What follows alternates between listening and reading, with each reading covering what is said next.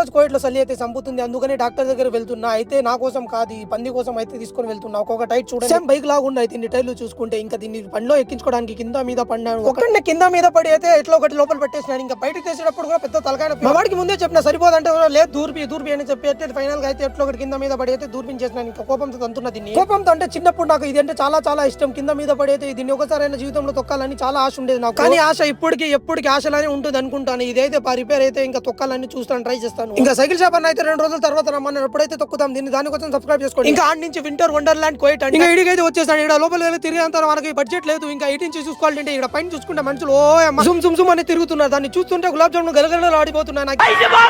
గులాబ్ జాములు గలగలడిపోయాయి. ఇంతవరకు giant wheel ఎక్కాలన్నా సరే భలే భయం నాకు. అట్లాంటిది దీంట్లో ఎక్కాలంటే ఇంకా ఏమవుతానో తెలియదు. చిన్నప్పటి నుంచి జైంట్ వీల్ అంటేనే నాకు భయం. అట్లాంటిది ఫ్లైట్ ఎట్లా ఎక్కానే కదా మీ డౌట్. అయితే కోయిట్ కు రాకముందే నేను ఒకసారి అయితే డెమో ఫ్లైట్ ఎక్కాను. దాని వల్ల నాకు కొంచెం భయం అనేది తగ్గింది కోయిట్ కి రావడానికి.